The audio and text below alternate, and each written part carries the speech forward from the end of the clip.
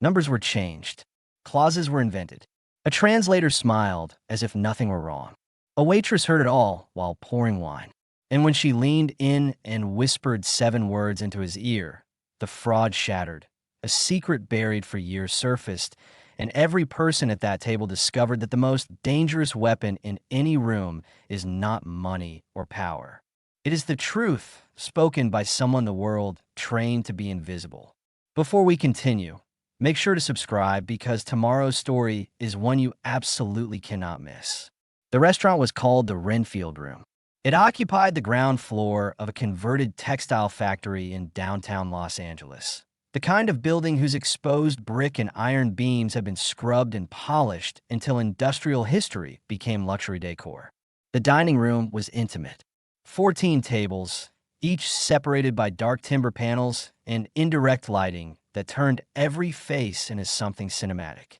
Crystal chandeliers hung like frozen constellations above linen-covered surfaces. The air carried the low murmur of restrained wealth. Voices trained not to rise. Laughter softened to avoid intrusion. Footsteps absorbed by thick carpets designed to erase sound. Nothing here was accidental. Everything announced exclusivity without needing to say it aloud.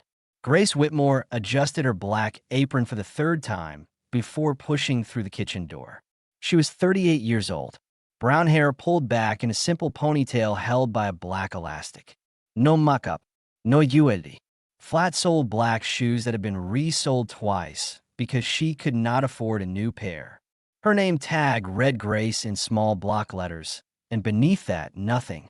No title, no surname, just 5 letters pinned above her heart like a label on a jar. She had worked at the Wrenfield Room for 14 months. In that time, she had learned that the best way to survive was to become part of the scenery. A shadow with a tray. A hand that appeared and disappeared without anyone registering the face behind it. The floor manager, Gerald Hoffman, had made this clear on her first day.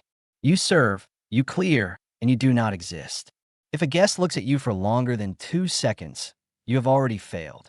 Understood? Grace understood. She understood better than Gerald could possibly know, because invisibility was not a skill she had learned at the Wrenfield Room. It was a skill she had spent 3 years perfecting in order to survive. Table 12 needs backup, Gerald said, passing her without a glance. Private dinner. 2 Americans, 1 German. Important guests. The wine is already decanting. You pour, you clear, you disappear. Do not make conversation. Do not linger. Do not exist. Grace nodded and began arranging crystal glasses on a silver tray.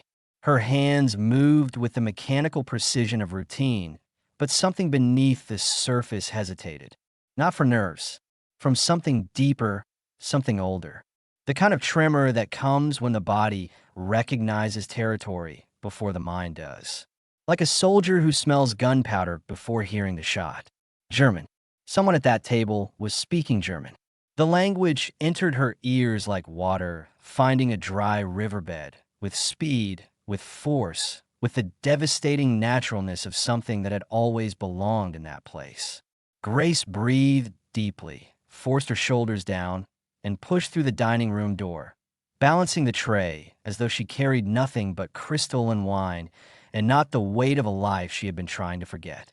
Table 12 sat in the most private corner of the Wrenfield Room. 3 men occupied the booth. The first sat with his back against the timber panel, relaxed in a way that seemed effortless but was actually the product of decades spent being watched. His name was Keanu Reeves. He wore a simple black button-down shirt with the sleeves rolled past his forearms. No tie, no jacket, the collar open by 2 buttons. Dark jeans, slightly faded at the knees. Scuffed black boots that had logged more miles than most cars on the street outside. His dark hair fell past his shoulders, streaked with silver that caught the candlelight. 3 days of stubble lined his jaw. On his left wrist, beneath the rolled cuff of the shirt, sat a thin woven bracelet made of faded embroidery thread. The kind of thing a person keeps not because it is worth anything, but because it is worth everything. He looked like someone who had wandered into the wrong restaurant, which, Grace would later learn, was precisely what everyone always thought until they understood who he was. Beside him, leaning slightly forward as though maintaining strategic proximity, sat a younger man. 32 years old, dark suit, hair slicked with gel, a smile too easy to be genuine, the kind of smile that arrives before the conversation and stays after the honesty leaves. His name was Tristan Cole, and he held a leather folder with documents that seemed far too important for that careless grin. The third man was the foreigner. Rigid posture, broad hands resting on the white tablecloth, light blue eyes, and a serious expression that softened only when he spoke. His name was Heinrich Brenner, 55 years old, a documentary filmmaker from Munich who had spent the last 2 decades making films about children in refugee camps across the Middle East and North Africa. He spoke only German. Every word, every question, every observation passed through Tristan Cole before reaching Keanu Reeves across the table. Grace approached in silence. She began pouring wine with mechanical movements, concentrating on the angle of the bottle, the level inside each glass, anything to keep her hands busy and her mind quiet. But her mind refused to obey. Heinrich spoke. "I am glad we are finally meeting in person. This partnership could mean a great deal for the children we are trying to help." The translation formed automatically in Grace's head, complete, precise, instantaneous, as though someone had switched on a machine she had sworn she would never turn on again. Tristan leaned toward Keanu and translated. "He says he is very honored to meet you and has high expectations for the evening." Grace blinked. The translation was not wrong, exactly. It was simplified, generic. The word children had been removed. The phrase we were trying to help had been erased. It could be a harmless simplification. Translators compress sentences to maintain conversational flow. Grace clung to that possibility. Keanu responded, "Tell Mr. Brenner that the admiration is mutual. I have followed his documentaries for years, especially the one he filmed in the camps along the Syrian border. Those children deserve to have their stories told properly. That is why I want this project to work." Tristan turned to Heinrich and translated. Grace felt a chill down her spine. Tristan had replaced the entire passage about Syrian refugee children with a generic compliment. He had eliminated the phrase, "those children deserve to have their stories told." He had reduced genuine passion to a bureaucratic courtesy that made Keanu sound politely disinterested rather than deeply committed. Grace returned to the service station. She began polishing cutlery that was already spotless, but her ears remained locked on table 12 like 2 antennas pointed at a single frequency. Heinrich responded in German with a longer, more detailed statement. He spoke carefully, the way people speak when the subject matters more than the words. "I must be honest. The agreement your manager sent contains some concerning terms. The budget allocation shows 60% directed to your production company and 40% to the charitable foundation. We had discussed an equal split, 50-50, half for production, half for the children." It was a serious concern, the kind that could unravel an entire partnership if not addressed with transparency. This was not a business deal about profit margins. This was about money designated for refugee children. The difference between 60-40 and 50-50 could mean thousands of meals, hundreds of school supplies, dozens of medical treatments that children in camps would either receive or not receive, depending on how those numbers were written. Tristan listened, nodded slowly, and translated. "Mr. Brenner says he is comfortable with the financial framework. He just requested a couple of minor formatting adjustments in the agreement." Grace set down the piece of cutlery she was holding, and it struck the counter with a sharp ring. Her hands were shaking, and it was no longer the old tremor of recognition. It was outrage. Tristan was not simplifying. Tristan was lying. He had transformed a legitimate concern about money meant for children into a casual approval. He had made Heinrich, a man who had dedicated his life to protecting the voiceless, sound compliant when he was questioning the ethics of the entire arrangement. She returned to the kitchen, pushing the door with her shoulder. "Table 12 needs more bread," she told Gerald, though no one had asked for bread. She needed a reason to return to that table. She needed to hear more before making any decision that could cost her the only job standing between her mother and an unpaid hospital bill. Because that was what was at stake. Not heroism, not abstract justice. It was the pay that covered her mother Dorothy's treatment at St. Rosalind's.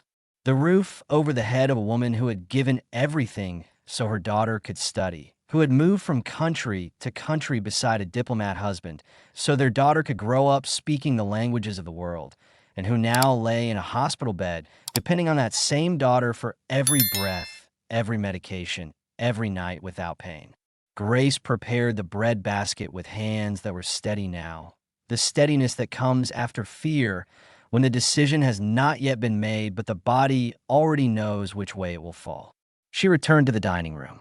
Heinrich was leafing through the printed agreement, pointing at specific paragraphs and asking detailed questions in German.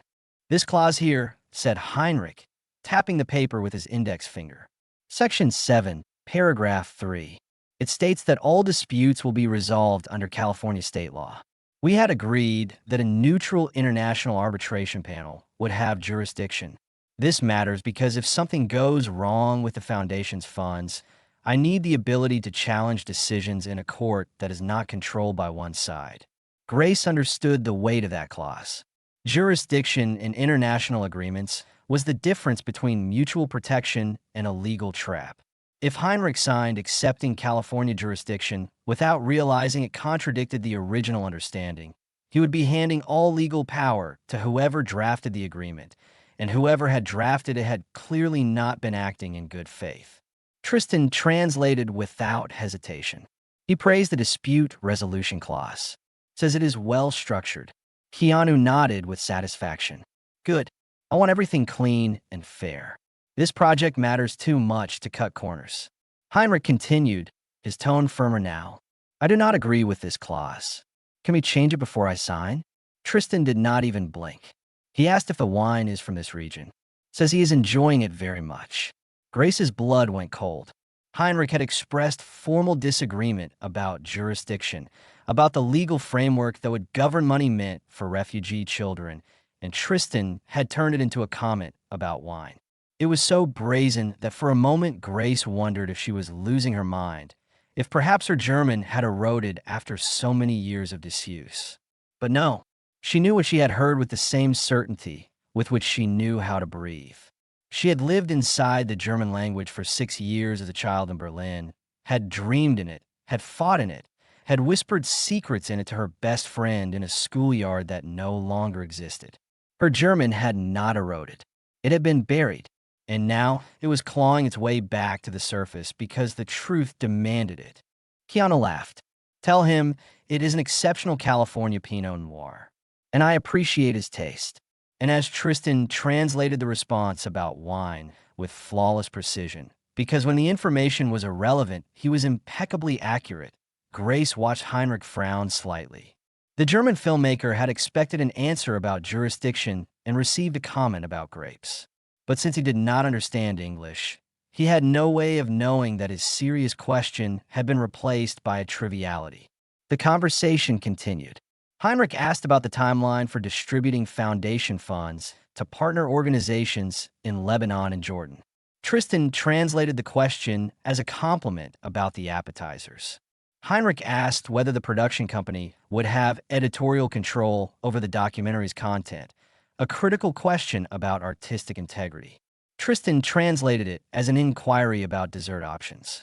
Each lie was more audacious than the last, and each one stripped Heinrich of his voice more completely. Grace stood at the service station, her knuckles white against the counter. She was watching a man who had dedicated 20 years of his life to giving voice to voiceless children being systematically silenced in a language he could not understand, by a person who sat beside him smiling. And then the negotiation reached its critical moment.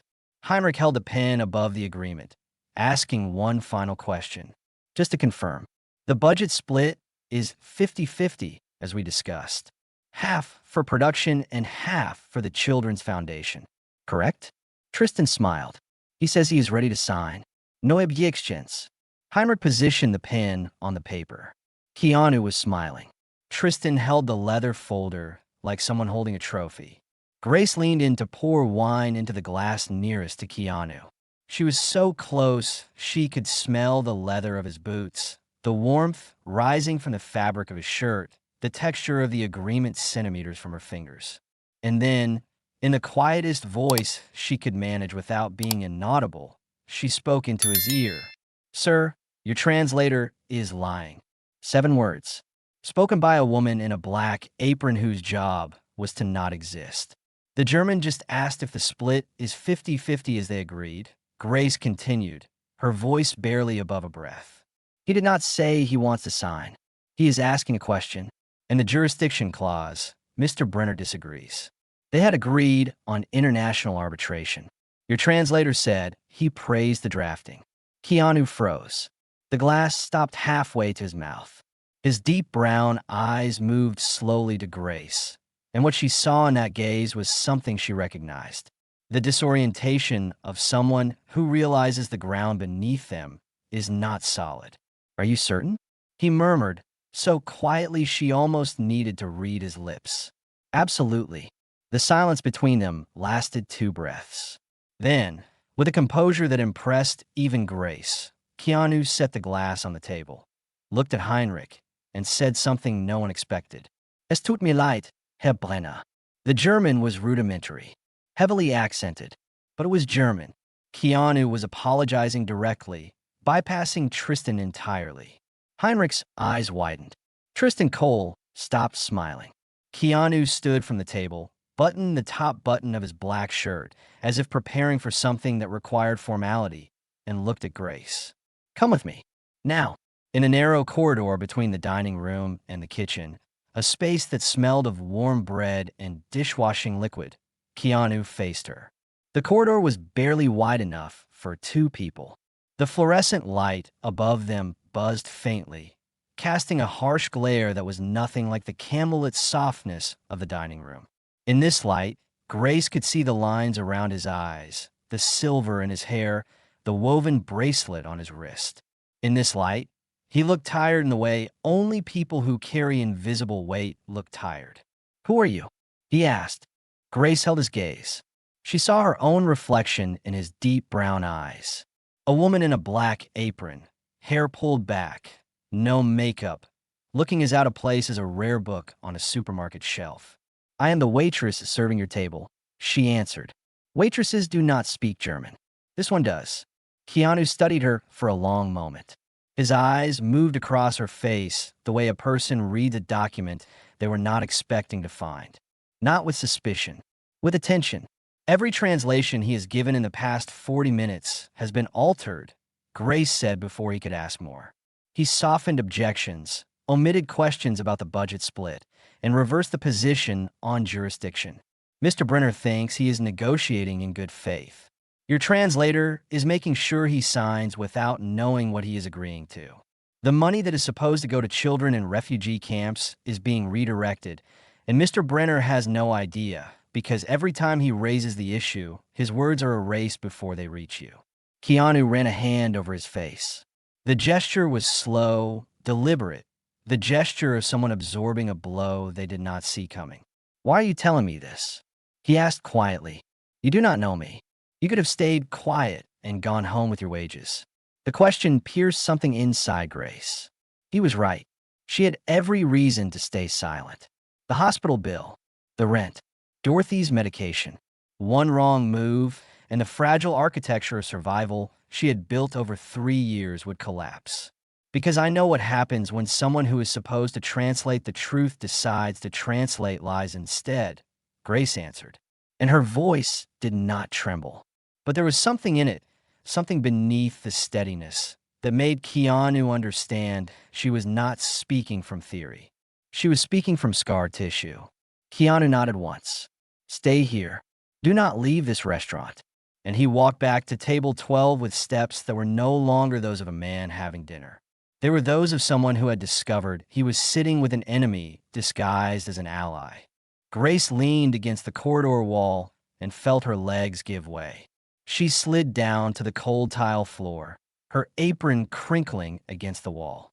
After years of hiding behind trays and silence, After burying so deeply the woman she truly was that she had almost believed that woman had ceased to exist, Grace Whitmore had opened her mouth. And now, sitting on the floor of a corridor that smelled of bread and dishwashing liquid, with her heart hammering against her ribs and her hands trembling on her knees, she did not know whether she had just saved herself or destroyed herself. But she knew, with a certainty she had not felt in years, that she had done the right thing, and that nothing, absolutely nothing, would be the same after tonight. Through the gap in the kitchen door, Grace could hear everything. Keanu had returned to table 12 with the expression of someone who had learned to disguise internal earthquakes behind composure. He sat down, adjusted his napkin, and looked at Tristan Cole with the same cordiality as before. "Tristan," he said casually, picking up the wine glass.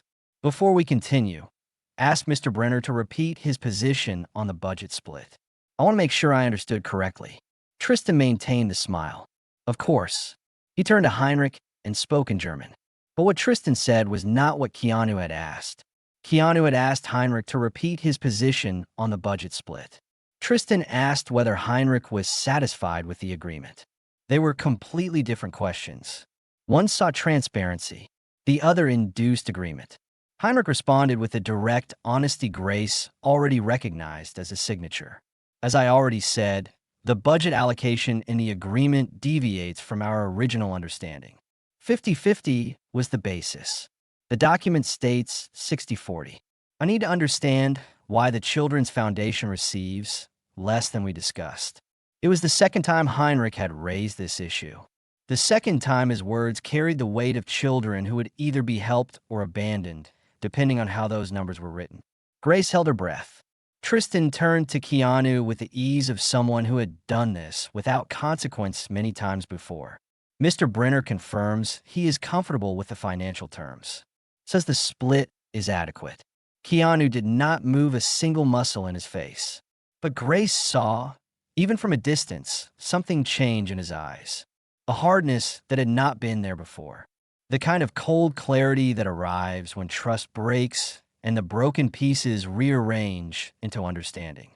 "Interesting," Keanu said, and the word came out so neutral it could mean anything. "And the jurisdiction clause. What does he think?" Tristan did not hesitate.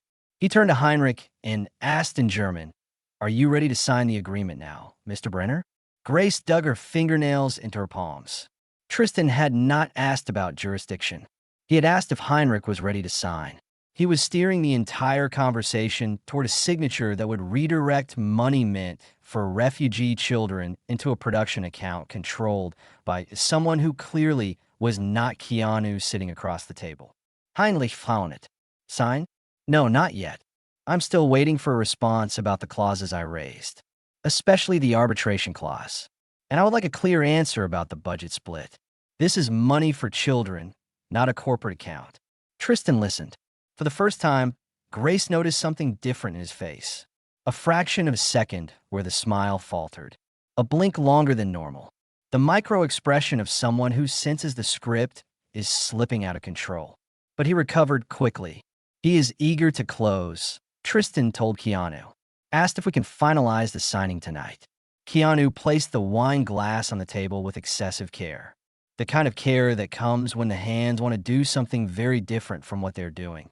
"Tristan," he said, and now his voice was different. Lower, slower. The voice of a man who has made a decision and is letting gravity do the work. "I'm going to do something I have never done in a meeting like this." Tristan tilted his head, maintaining the performance.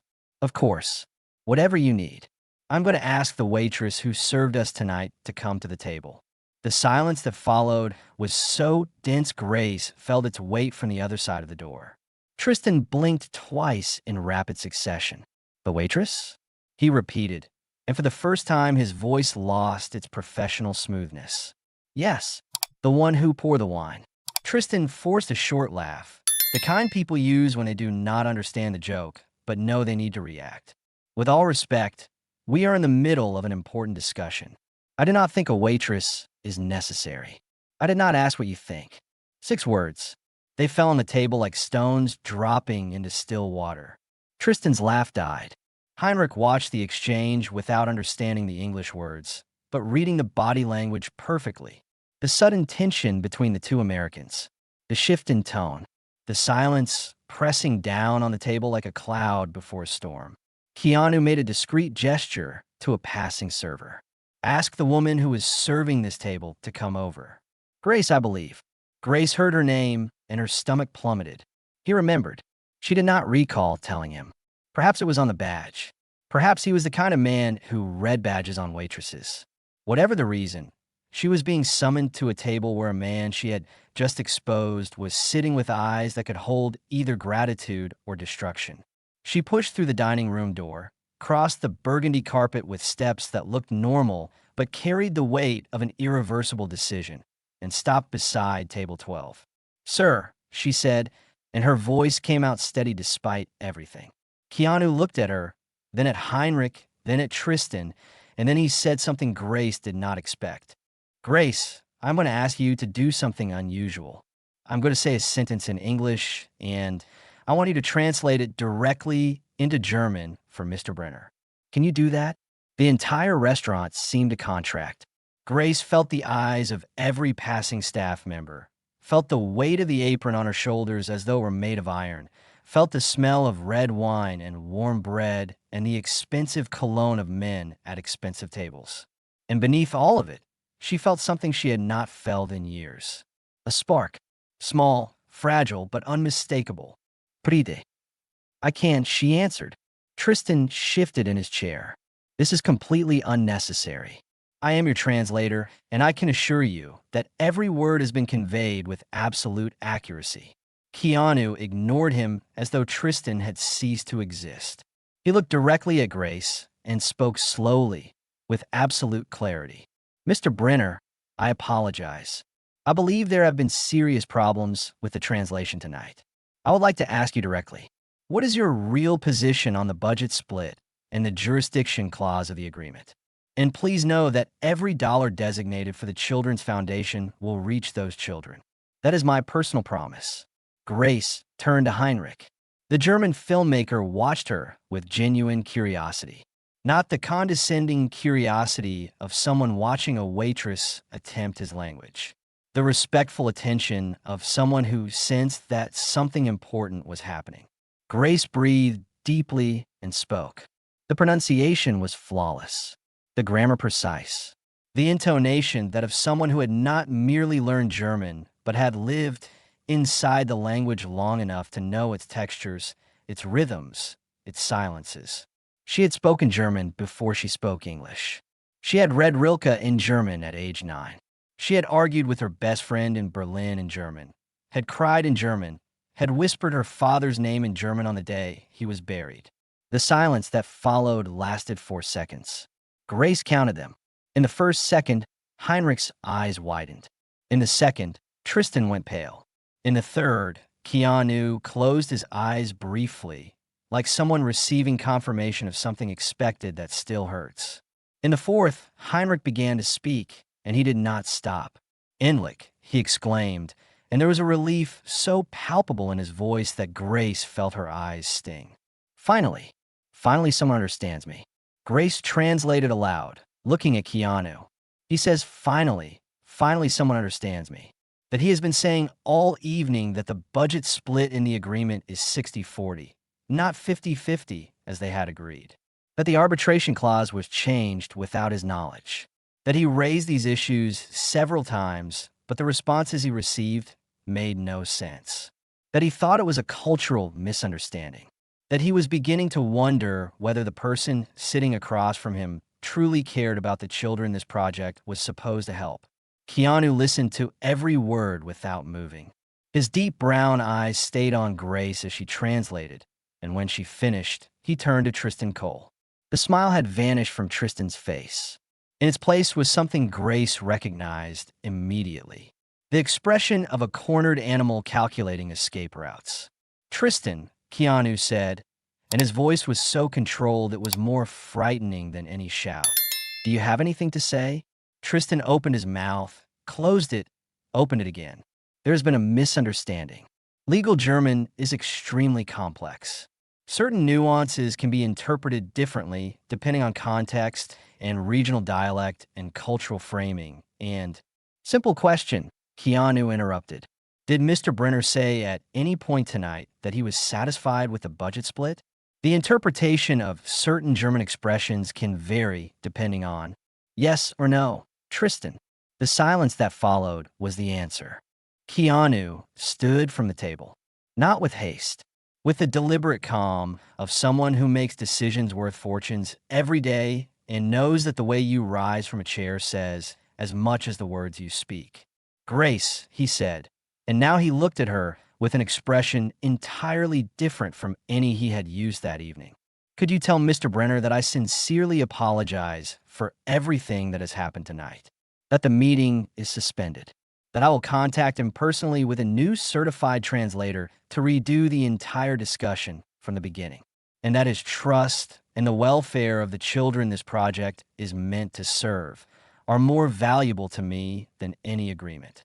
Grace translated every word without altering a single comma. Heinrich listened, and when she finished, the German filmmaker did something no one at that table expected. He extended his hand to Grace. "Danke," he said simply. "Thank you." Grace shook his hand and felt the firmness of the grip, the respect contained in that simple gesture, and had to bite the inside of her cheek to stop herself from crying. Heinrich turned to Keanu.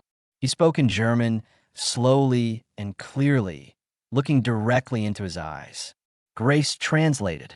"He says he trusts you, not because of your name, because of what you just did. You could have ignored the waitress. You could have dismissed her. Instead, you listened. And a man who listens to a waitress is a man who will listen to children." Keanu swallowed. His jaw tightened. He nodded at Heinrich with the quiet respect of someone who understood that the highest compliment is not admiration, but trust. Keanu picked up the agreement that lay on the table, the one Heinrich had nearly signed, and folded it in half with a sharp movement. "Tristan," he said without looking at him, "leave this restaurant. My lawyer will be in touch." Tristan stood. His hands were shaking. He opened his mouth one last time as if to say something, but found in Keanu's eyes something that made him change his mind. He took his jacket from the back of the chair and walked toward the exit without looking back. The sound of his shoes on the carpet was the only farewell. When the restaurant door closed behind Tristan, Keanu turned to Grace. Heinrich watched the scene in silence, already understanding more than any translation could explain. "You saved this negotiation," Keanu said quietly. "And you probably saved a foundation that was meant to feed and educate children in refugee camps from being hollowed out before it ever began." Grace did not know what to say. She stood beside a table with two of the most important men in that room, wearing a waitress's apron, flat-soled shoes, hair held back with a simple elastic, having just dismantled a fraud in flawless German. "I just did what was right," she answered. Heinrich departed with a firm handshake to Keanu and a longer, more meaningful handshake to Grace. He said he trusted Keanu's word, and that Grace's presence that night had prevented something that could have destroyed a partnership meant to help thousands of children. He left the Wrenfield Room with the upright posture of a man who had recovered the certainty that he was dealing with honest people. Now only two remained. Keanu Reeves, sleeves rolled to his forearms, the woven bracelet catching the remaining candlelight, and Grace Whitmore in her black apron with her hands crossed on her lap, like someone holding something invisible. "Sit down," Keanu said, gesturing to the chair Heinrich had occupied. Grace hesitated. Waitresses did not sit at guest tables. It was one of those unwritten rules Gerald repeated like a mantra. But Gerald had gone home, and the rules of this evening had been rewritten a long time ago. She sat. The chair was more comfortable than anything in her apartment. The upholstery was soft against the aching back of someone who spent 8 hours on her feet carrying trays. "How many languages?" Keanu asked suddenly, as though resuming a conversation that existed only in his head. Grace looked at him. "How do you know I speak more than 2? "I do not know. I am asking. But the way you translated tonight, it was not someone who learned German from a textbook. It was someone who lived inside it." Grace was quiet for a moment. Then she released her breath slowly like someone opening a door that had been locked for too long and no longer knowing what lay on the other side. 7, she said. I speak 7 languages: English, German, French, Italian, Mandarin, Arabic, and Indonesian. Keanu did not react with theatrical astonishment. He leaned forward and looked at her with something closer to respect than surprise. Where does someone learn 7 languages? In life, Grace answered. And when she realized the response was too evasive, she added, my father was a diplomat. Richard Whitmore. He served in the State Department. I grew up changing countries every 2 or 3 years. Before I finished school, I had already lived in 6 different countries: Berlin, Paris, Beijing, Damascus, Rome, Jakarta. Each move was a new language, and my father had a rule. At home, we spoke English. Outside, we spoke the language of the country. At dinner, he chose a different language every night. Keanu listened with the focused attention of someone who knows how to listen, which is rarer than people think. And the Arabic? He asked. Damascus, Grace said. My father was posted to the American embassy in Syria when I was 8. We stayed for 3 years. Arabic is not a language you learn in a classroom. It is a language you absorb through the music, the food, the rhythm of conversations in the markets. I learned it the way children learn everything, by kneading it. Keanu's eyes moved to the woven bracelet on his own wrist. He touched it briefly, the way a person touches a memory. I have been to those markets, he said quietly. 2 years ago, I visited camps along the border. Children who had lost everything except their voices. That is why this documentary matters. That is why the foundation matters. It was never about profit. It was about making sure those children are not forgotten. Grace saw something in his face she recognized. The particular sadness of a person who has witnessed suffering they could not fix and carries the image with them like a photograph they cannot put down. With that background, Keanu said, returning his gaze to Grace, you should be translating treaties, working in embassies, running international programs, not pouring wine in a restaurant. The sentence carried no judgment. It arrived with the genuine bewilderment of someone who could not fit the pieces of the puzzle together. Grace looked at her own hands. Short nails, no polish, skin dried out from constant contact with hot water and cleaning products. Hands that once signed documents in 5 languages and now carried trays. I worked as an interpreter and certified translator, she said, and her voice dropped lower. After my father passed away, I came back to the States and built a career. I translated international contracts, attended high-level negotiations, did simultaneous interpretation at conferences. For 6 years, I was good. I was exceptional. What happened? Grace breathed deeply. It was the question she had avoided for 3 years. The question her few remaining friends had learned not to ask. I had a business partner, she said, Callum Dresner. We worked together for years. He handled the administrative and commercial side. I handled the languages and the contracts. It seemed perfect. We were complementary. She paused. Keanu waited. I trusted him completely. So completely that I signed documents he presented without reading every clause, because I believed he was protecting our interests. And that was exactly what he used against me. Grace's voice did not tremble, but there was a tension in it that seemed to cost more than any visible emotion. Callum embezzled money from clients using my name. He falsified contract translations to benefit one of the parties, exactly what Tristan did tonight. And when the scandal broke, all the responsibility fell on me. My name was on the documents. My signature. My credentials. Keanu went still. Grace noticed he had stopped breathing for an instant. I lost everything, she continued. My license, my reputation, my clients. The doors I'd spent years opening closed in weeks. No one wanted the translator involved in a fraud scandal. And Callum disappeared, took the money and vanished. Never found. The silence between them was different now. It was not the tense silence of table 12 during dinner. It was the silence that exists when someone has just shown a wound and the other person is deciding how to hold it without causing more pain. And your mother, Keanu said. Grace was caught off guard. How do you know about my mother? In the corridor, when I asked why you spoke up, I saw it in your eyes. Someone depends on you. Grace swallowed the knot forming in her throat. My mother, Dorothy, fell ill not long after everything happened. Serious diagnosis. Expensive treatment.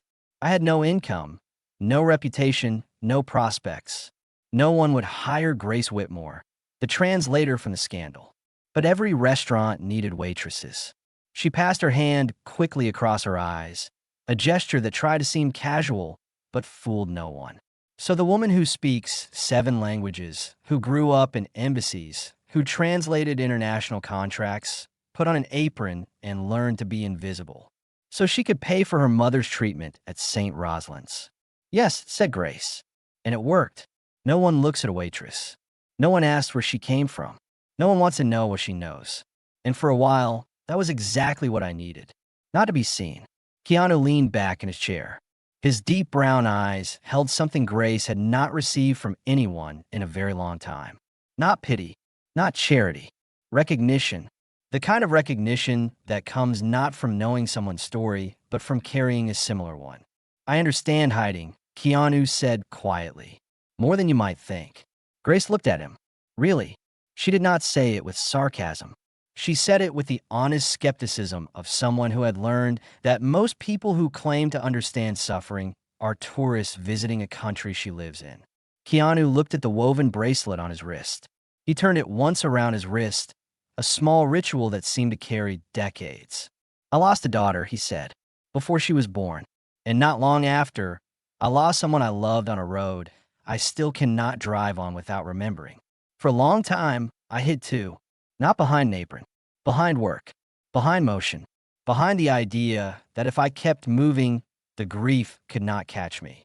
He paused. It caught me anyway. It always does. But somewhere along the way, I learned that hiding does not protect you. It just makes the world think you have nothing worth seeing. And that is the cruelest lie of all. Grace felt something crack inside her chest. Not break. Crack. The way ice cracks when warmth begins to reach it. Keanu reached into the pocket of his shirt and pulled out a simple card. Not a business card with embossed letters and corporate logos. A plain white card with a name, a phone number, and a handwritten note on the back. I'm not offering you a job, he said, placing the card on the table between them. I'm offering you the chance to go back to doing what you were born to do. Not as a favor, as a necessity. I need someone I can trust to translate this project with Heinrich. Someone who will carry his words without changing them. Someone who understands that every sentence in that agreement represents a child who will either be helped or abandoned, depending on whether the translation is honest. Grace looked at the card, then at Keanu. I cannot, she whispered. My name is still tarnished. If you hire me and someone connects the dots, the scandal will splash onto you. Instead of solving your problem, I will create another one. Keanu leaned forward. Grace, an hour ago, I was about to sign an agreement that would have stolen money designated for refugee children. You stopped that using nothing but your voice and your courage. If anyone has earned the right to tell me what is risky, that person tonight is you. And you're telling me the risk is significant. Yes. Then I need someone who understands risk, Keanu said. And clearly you understand it better than anyone who has ever worked for me. Grace held the card between her fingers. The paper was thin, simple, nothing like the heavy textured business cards of the corporate world she had been expelled from. But the words on it weighed more than any embossed lettering. Think about it, Keanu said, standing. You do not need to answer tonight. But before I leave, I want you to know something. Grace raised her eyes. Tonight, I saw someone who had every reason to stay, silent choose, to speak the truth. Someone who risked the only income keeping her mother alive because she could not watch a good man be deceived. That is not something you see every day. And it is not something I will forget. He left a generous amount on the table that covered the entire dinner and the tips for every server on the shift. Then he walked to the exit. At the door, he stopped and turned one last time. The Wrenfield Room closes at midnight, Grace. But my office opens at 9. The address is on the card. And he left. The sound of the door was soft, expensive, and final. Grace sat alone at table 12, holding a plain white card that weighed more than any tray she had ever carried. Around her, the restaurant completed its closing ritual. Lights switched off section by section, the sound of chairs being stacked, the distant murmur of the kitchen being washed down. She looked at the apron on her lap, then at the card in her hand. Two worlds, two versions of herself. Her phone buzzed in her pocket. A message from the night nurse at St. Rosalind's. Dorothy asked if you're coming tomorrow morning. She said she dreamed about your father and wants to tell you about it. Grace closed her eyes. She thought about her father, the embassies, the dinners where every night was a different language. The rule he repeated like a prayer. Words are bridges, Grace. Whoever knows how to build them is never truly lost. She opened her eyes, tucked the card in her apron pocket beside her phone and the pen she used to take orders, and stood from the chair. And for the first time in a very long time, she did not feel like a waitress pretending that was all she was, nor like a translator pretending she was no longer one. She felt simply like Grace Whitmore, whole, with everything that weighed and everything that promised. Grace arrived at St. Rosalind's before visiting hours.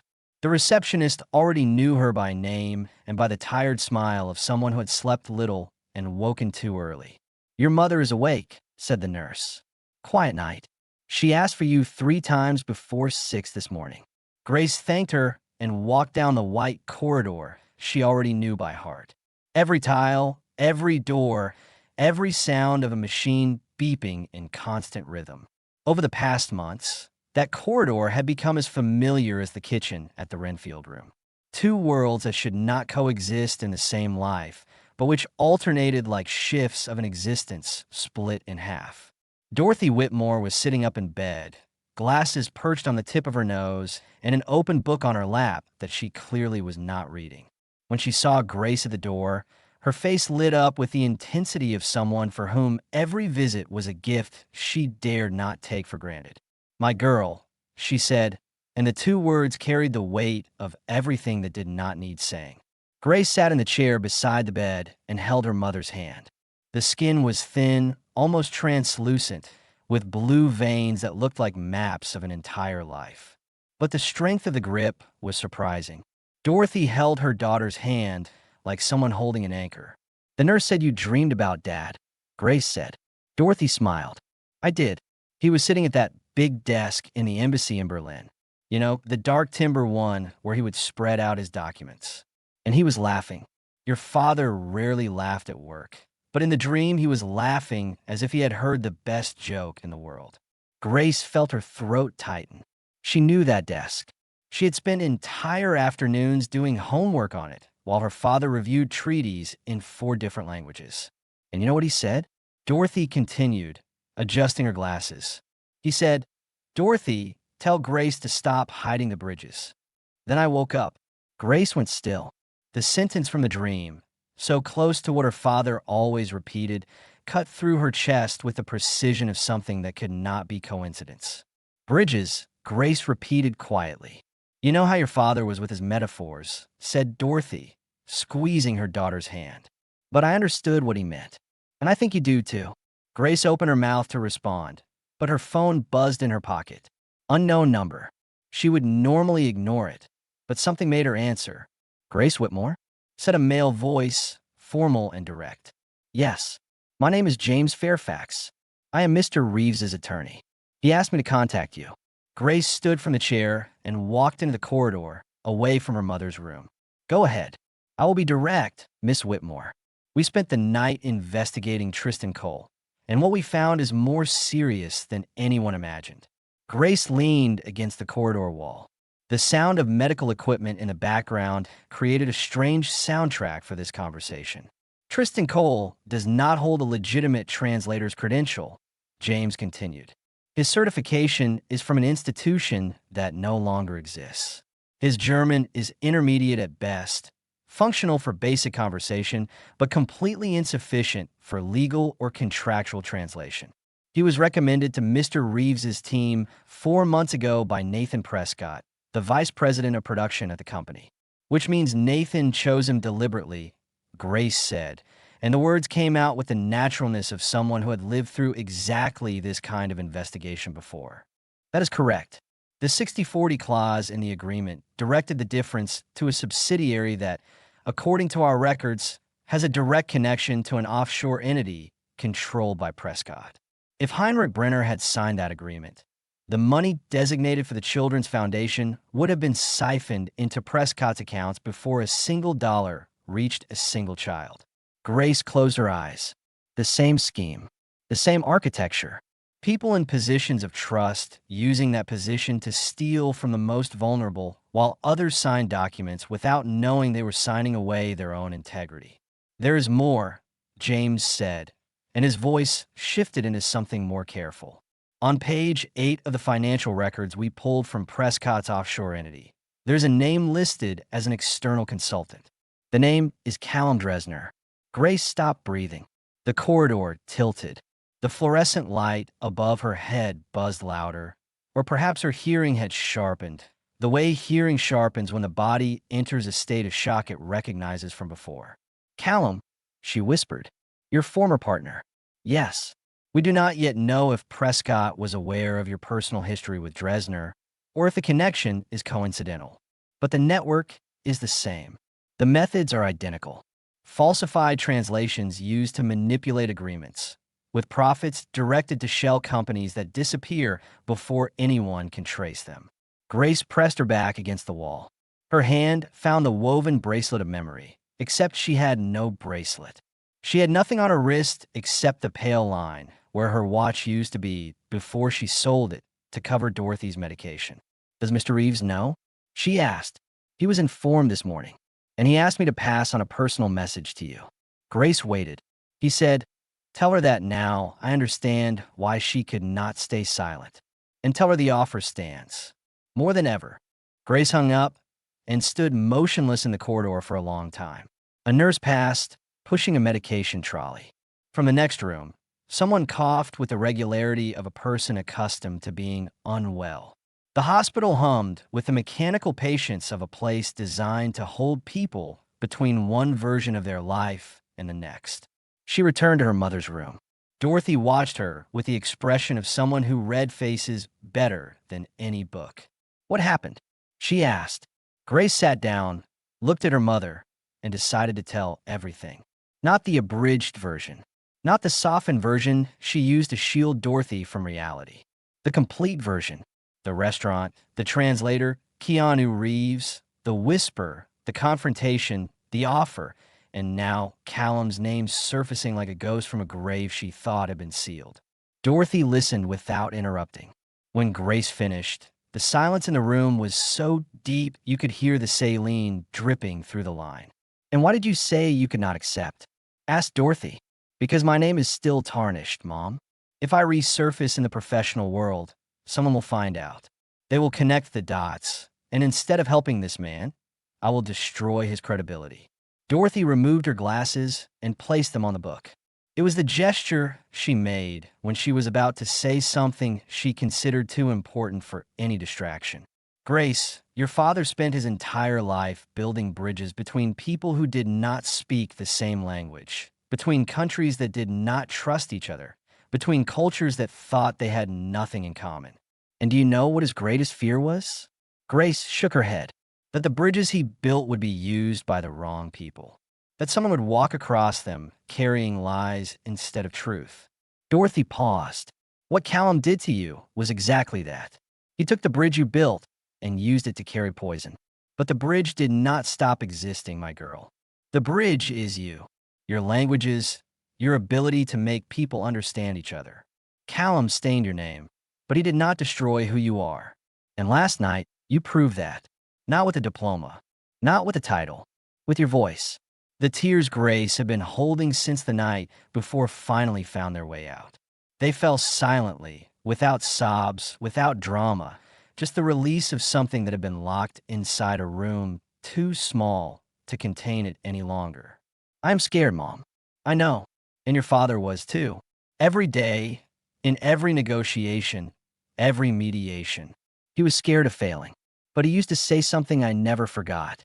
Grace looked at her mother through the tears. He said, courage is not the absence of fear. It is the decision that something matters more than the fear. Dorothy squeezed her daughter's hand tightly. You saved a man from signing a fraudulent agreement because you knew it was right. Now that same man is offering you the chance to go back to being who you are. And you want to refuse because you are afraid someone will discover that you are extraordinary.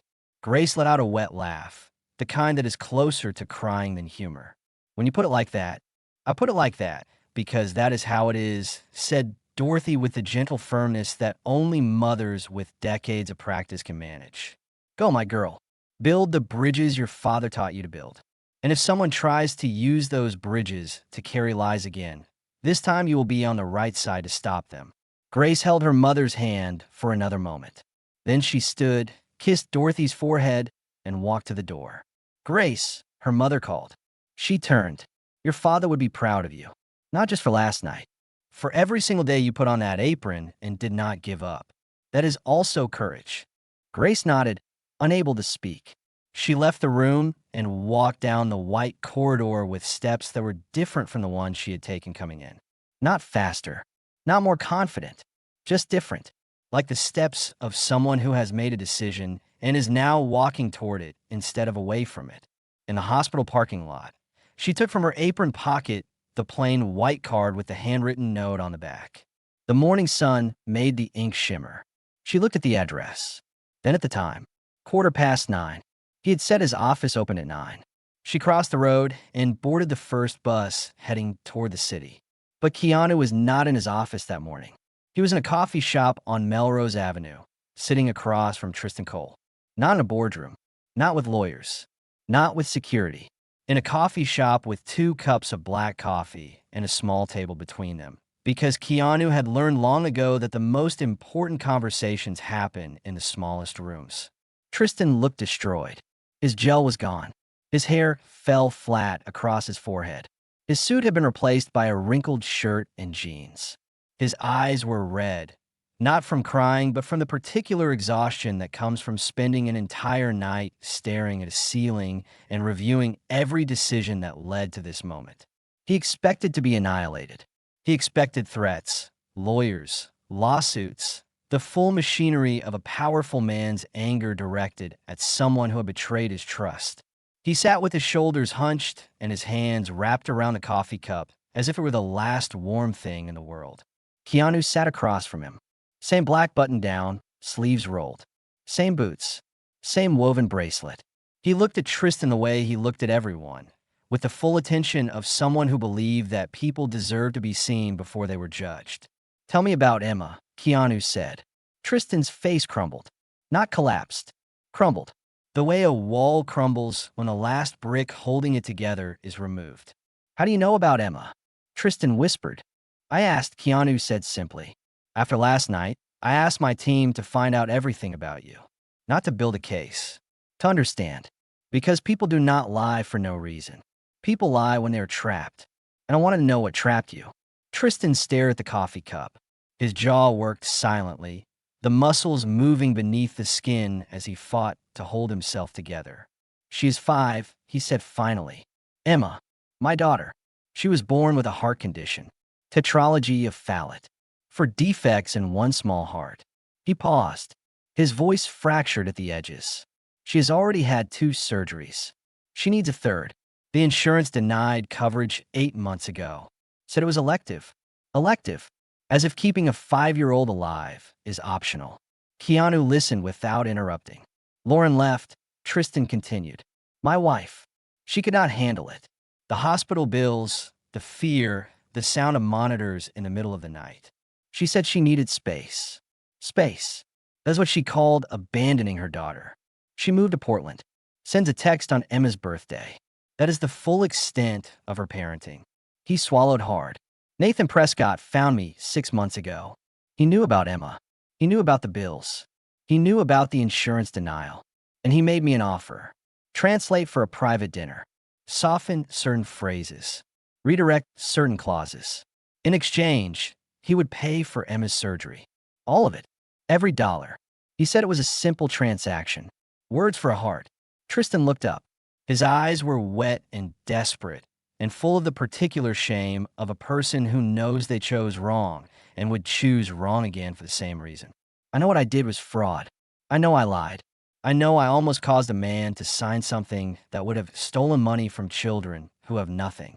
But my daughter's heart was failing, and Nathan Prescott was the only person offering to fix it, and I could not watch her die while I waited for the system to decide she was worth saving. The coffee shop was quiet. Two baristas worked behind the counter. A woman read a newspaper by the window. The morning light fell across the table between the two men. Keanu was silent for a long time. His hand moved to the woven bracelet on his wrist. He turned it once, twice.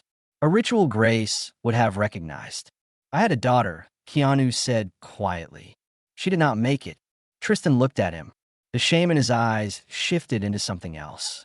Confusion. Surprise. The disorientation of a person who expected punishment and received vulnerability instead. Her name was Ava, Keanu continued. She was stillborn. And after she died, I would have done anything to bring her back. I would have lied. I would have broken every rule. I would have traded my name, my career, my dignity, everything if someone had told me there was a door and behind it was my daughter's heartbeat. He looked at Tristan. You open a door, he said. The door was wrong. What was behind it was wrong. But the love that made you reach for the handle was not wrong. A father trying to save his daughter is not a villain. He is a father who ran out of good options and took the only bad one someone offered him. Tristan's composure shattered. The tears came not in dramatic sobs, but in the quiet, heaving gasps of a man who had been holding his breath for 6 months and could not hold it any longer. Keanu waited. He did not offer tissues. He did not look away. He simply sat across from a broken man in a coffee shop on Melrose Avenue and gave him the one thing that no punishment could provide, the knowledge that he had been seen.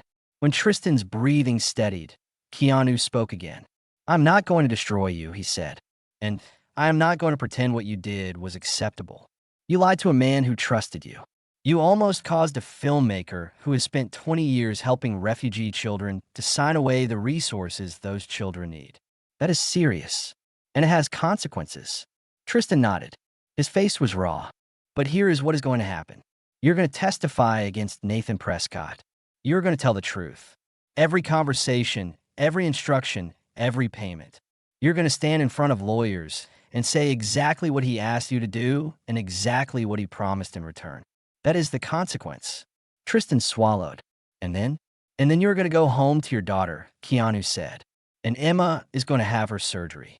Not because Nathan Prescott is paying for it, because the foundation that Heinrich Brenner and I are building together will cover it. Because that is what the foundation is for. Children whose hearts need fixing. Children whose systems failed them.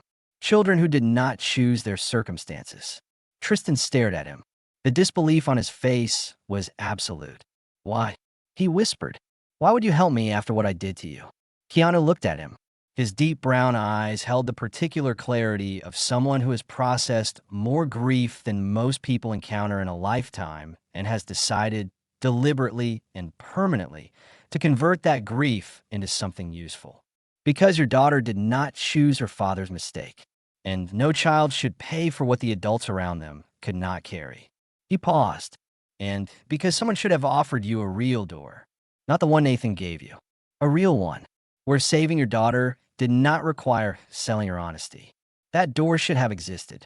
The fact that it did not is a failure that belongs to more people than just you. Tristan pressed his hands against his face. He stayed that way for a long time. When he lowered them, his expression had changed. The shame was still there. It would be there for years. But beside it, visible now, was something else. Resolution.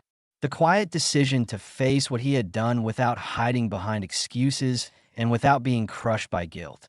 I will testify, Tristan said. Everything. Every word. Keanu nodded. He stood, placed money on the table for both coffees, and looked at Tristan one last time. One more thing, Keanu said. When Emma is older and she asks you about this, tell her the truth. Not a cleaned-up version. The truth.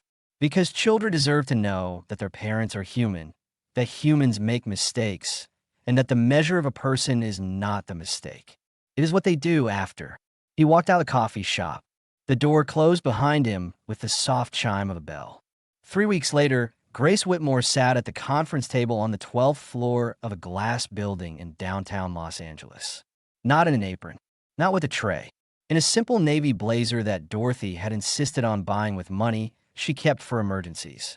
And if this is not an emergency, Dorothy had said with the stubbornness that no treatment could extinguish, then I do not know what is. Heinrich Brenner entered the room, and upon seeing Grace, he did something that surprised everyone present. He walked directly to her, bypassing Keanu and the lawyers on both sides, and extended his hand. Frau Whitmore, he said with a smile that transformed his serious face entirely. Endlich arbeiten wir richtig zusammen. Finally, we are working together properly.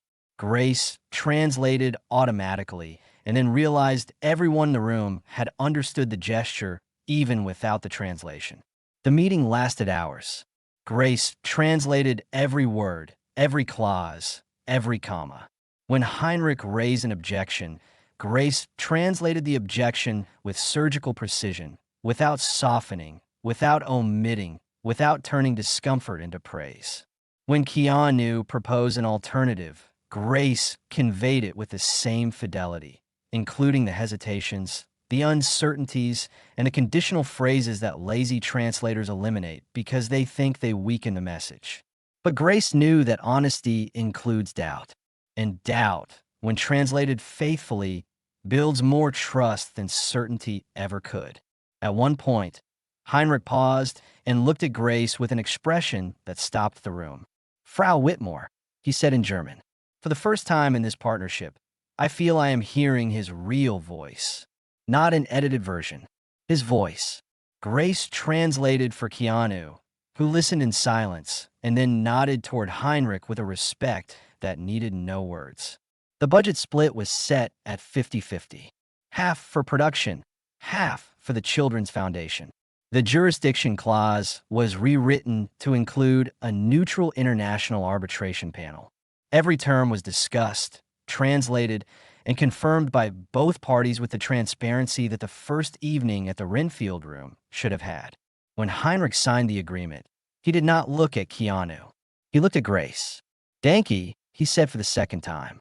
But this time the word carried something different. It was not gratitude for being saved. It was gratitude for being respected, for being heard in his own language, without filters, without manipulation, without someone else deciding what his words meant. Keanu signed next. Then he looked at Grace and said, quietly enough for only her to hear, every word matters.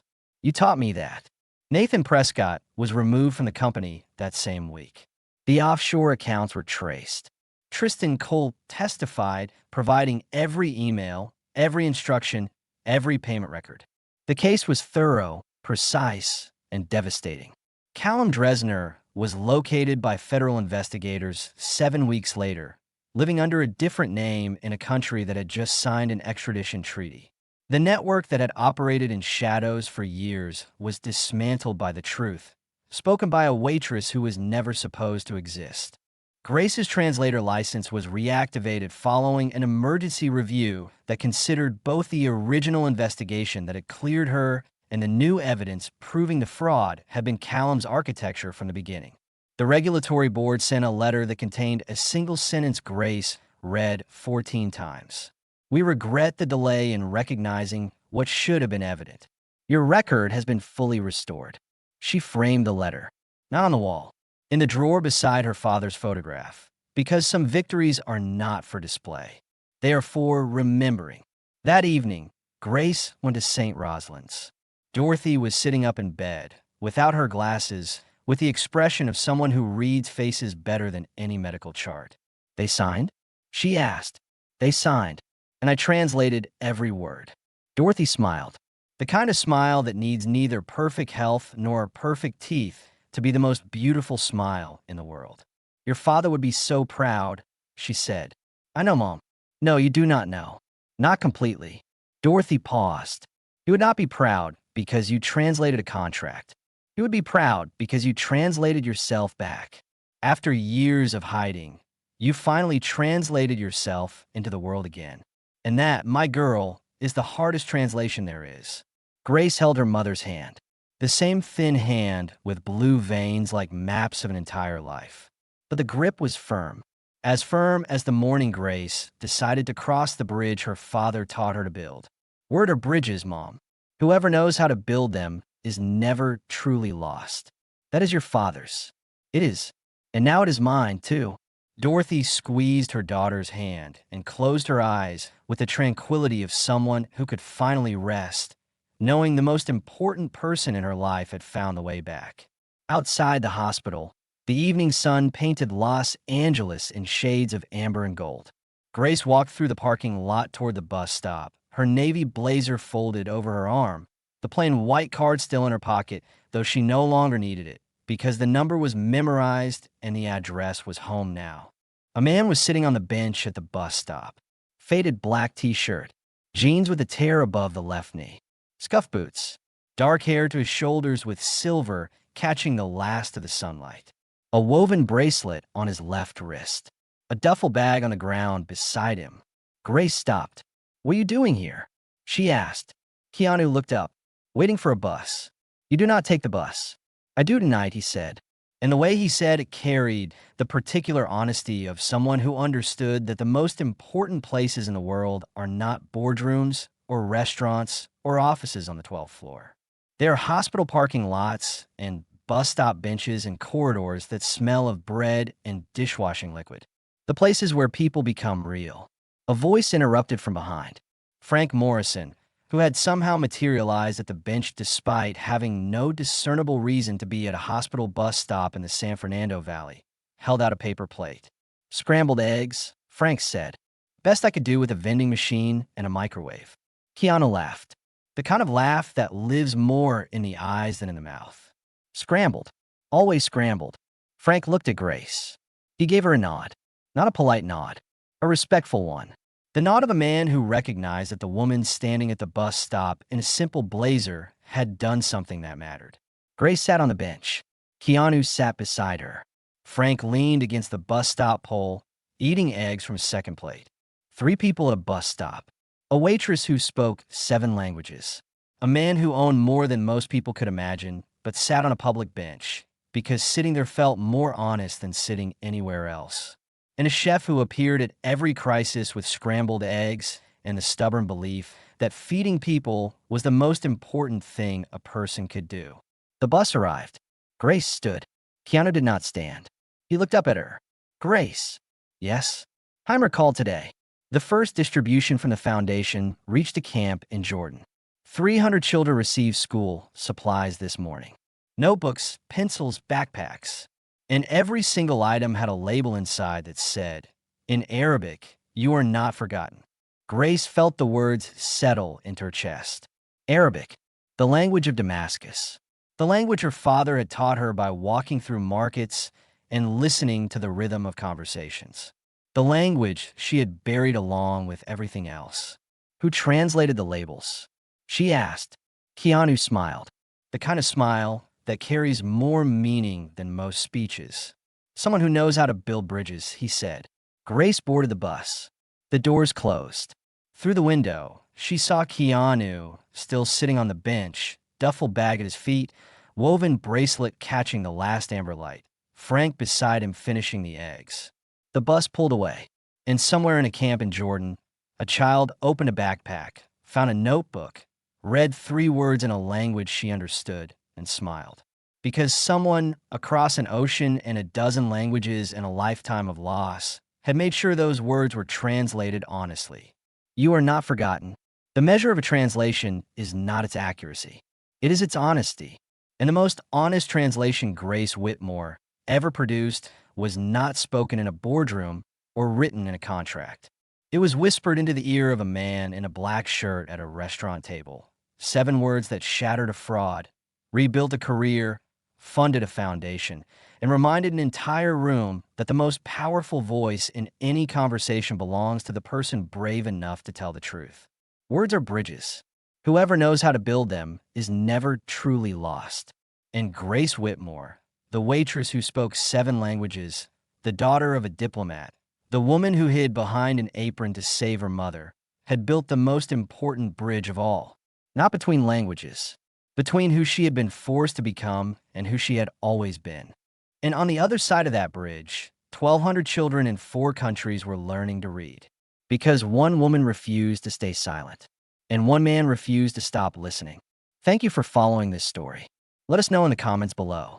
If this story has moved you and you would like to stand with us in bringing more voices of truth and hope to light, please consider supporting our work. Even the smallest gift helps us continue creating and sharing these powerful stories. You can find the donate link in the description. And of course, do not forget to subscribe so you will not miss the next chapter we are preparing for you.